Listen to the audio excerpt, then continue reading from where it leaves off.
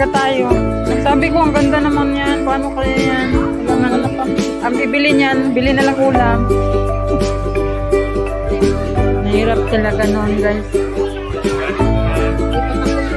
Hindi pa? Sa baba, tingnan natin. Kung baka mayroong ibang accessories na sa cellphone.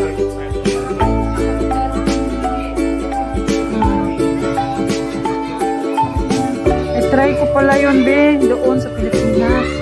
Bibili ako ng gamit.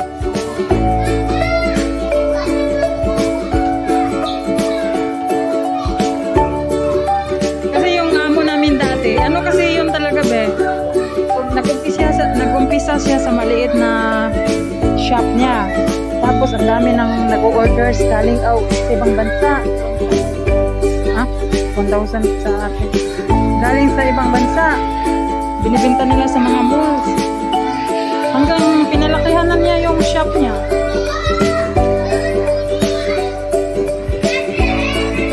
Saan baba yun?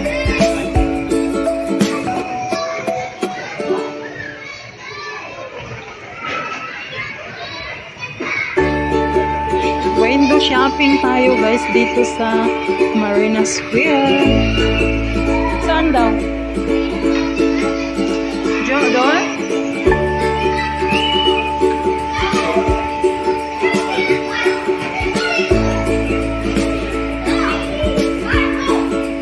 Diyan, sa tapat? Kidit Palace? Ano yung nakalagay doon?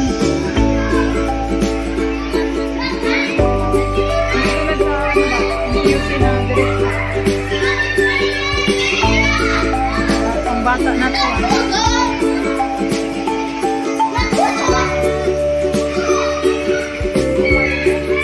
Ano tayo upuan? Pagod match na, guys. Pero sige lang.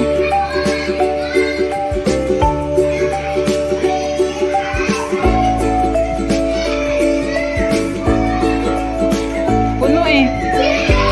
Puno yung mga upuan.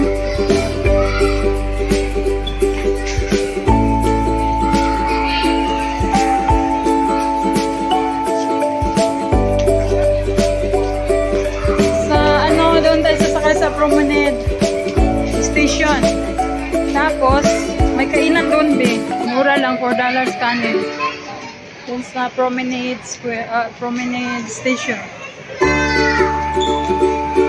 Pero may McDo dito eh.